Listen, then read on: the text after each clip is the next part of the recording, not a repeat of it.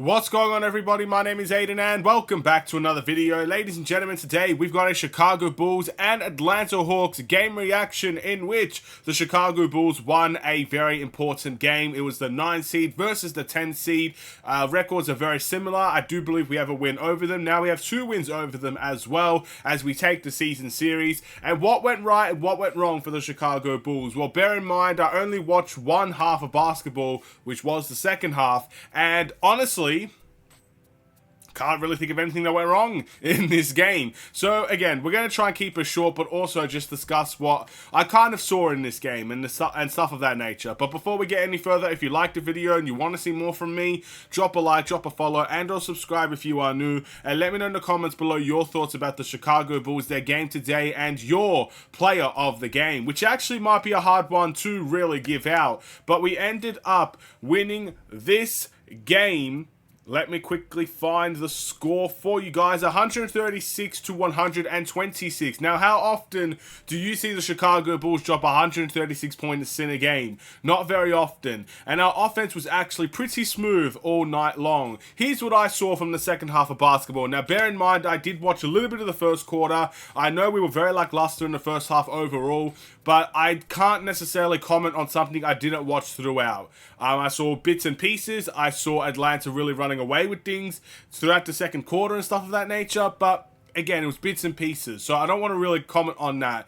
Here's what I saw in the third quarter. Number one, I think the most important thing here, we took advantage of mismatches. Again, this is a team that you have to do that with. Now, if Clint Capella was in the game and was playing in this game, I think this could have been a different story. I really think they could have had a much bigger impact in the paint and a much bigger impact when it comes to Vucevic having the game that he had today. Vucevic was outstanding, and a lot of that has to go to him fighting in the post, doing some fantastic footwork, and getting people up in the air for pump fakes and finishing layups. This is the type of game where I look at Nikola Vucevic and I have to ask myself, why can't we see that Vucevic every single game? Now again, he had a great game against Orlando as well, but he took 7 threes in that game. He ain't taking 7 threes today. He dominated in the paint at will. And I feel like again, I say this all the time, against 80% of the centers in the NBA, I truly believe he could do this to every single one of them. I really believe so. There's only a select few guys that I could truly say Vucevic cannot outpower, Vucevic cannot out-footwork, and Vucevic cannot outscore in the paint. There's very few centers that I truly believe Vucevic would struggle against in terms of that way, but we don't see it enough from Nikola Vucevic. And these last 2 games have been a breath of fresh air for the Chicago Bulls and how he's been able to utilize the paint in a fantastic way. And of course, he made a 3 today as well, but he just didn't take a whole bunch of them. And it was beautiful. It was absolutely beautiful. The jump hooks, the post hooks, the offensive rebounds, and stuff of that nature. It was, I mean, we didn't have that many second chance points. I actually think we only had 1 in the game. But he did a lot of good work today, and that deserves to be credited. And a lot of that was because of mismatches. You also have to give full credit to guys like Coby White, Ayo Dosunmu, and DeMar DeRozan, even Torrey Craig with his 5 assists in the game, for taking advantage of mismatches and making the right passes. Dalen Terry got involved in that way as well, which goes to number 2. Our passing was fantastic in this game. Again, I don't think you get to 136 points without passing the ball and moving it every now and then. And I thought a lot of guys did this. You know, Coby White didn't necessarily have the most amazing game up until the fourth quarter, where he absolutely shined. But the guy was playmaking like nobody's business. Ayo was doing the same. DeRozan was doing the same. Vucevic was doing the same. It was a great passing display. And that's something we got to be proud of as well. So another thing I'm happy with there. Let's move over to number 3. A pretty incredible stat to see 4 players get 20 plus points in this game. Now, DeMar DeRozan, a typical 20 plus night. Nothing really more to expect from him. He is always going to be a guy that tries to go for 20 plus. He's a scorer at the end of the day. Vucevic, again, dominating the paint at will. I love to see it. When you got guys like Saddiq Bey guarding you, you have to take it to the rim. You have to show your force in the paint, and he did that today. We obviously got Kobe White, who got into the 20-plus range, just barely got there, but he got there nonetheless. Not the best efficiency night, not the best night in general, but a fantastic fourth quarter to put us over the edge. He showed up when we needed him to show up, put it that way, and that was a beautiful sight to see. And then the career-high performance from the one and only Ayo Dosunmu. This man... Again, you're talking about taking advantage of mismatches. Most of the time, that was Trae Young guarding Ayo Dosunmu. And look, Trae Young has become an improved defender. I think a lot of people have seen that. A lot of people have even discussed that throughout the season. But he's still not an elite defender. And I think Ayo Dosunmu had the size advantage there, had the length advantage, also had...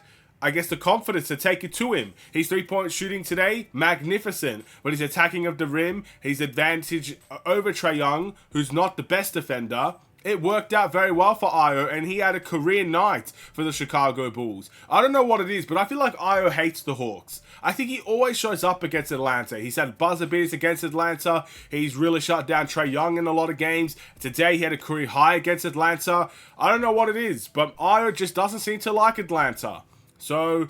there you go. And because of his performance, we won this game. And then you even got a couple of other guys that entered double figures. Javon Carter, being one off of the bench as well, had 11 points in this game. So, again, I really can't complain with how the Bulls played in the second half. I really can't find many issues. I think the only issue I really found when it comes to the Chicago Bulls and, I guess, the second half of that game was there were a couple of times where we left open three-point shooters open. And you just can't do that. When you got guys like Bogdanovic scoring 28 points against the Bulls, which he seems to do often, you know, giving him open shots is not the right idea. A couple of times we didn't stop the ball in transition. That was a bit frustrating. And then, of course, when you see Trae Young absorb contact and get foul calls, that's obviously going to be very frustrating. Look, I give all the respect in the world for Trae Young. I think he's a heck of a talent, and he should have been an all-star this year. I know he's in the replacement, and he is going to get, I guess, he's going to be an all-star this year. Based on that, he should have been an all-star regardless in my eyes. But there's a lot of times where Trae Young, he's like James Harden. I view this in the same way James Harden does, or I view this in the same way as James Harden likes to do the same thing. They create the contact themselves, and they make it look like the other guy's creating the contact. There are so many times you look at Trae Young, you're looking at where the guy's hands are, and you see Trae Young going bolting into the contact.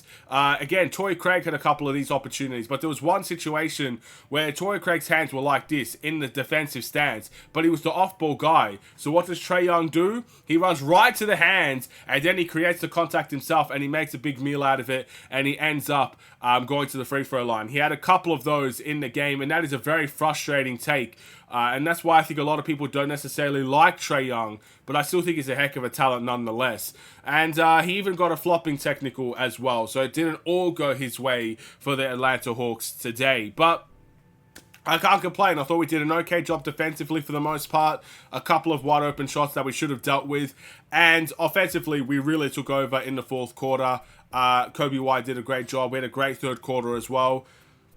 It is what it is. My player of the game is Ayo Dosunmu. We've got one more game before the All-Star break, and that is going to be against the Cleveland Cavaliers. What do you guys think about this game? And I'm going to end the video here. Thank you so much for watching. Drop a like and a follow, and or subscribe if you are new. I will see you in the next Chicago Bulls related video. Stay safe, stay healthy, and stay tuned for more. Take care, and peace.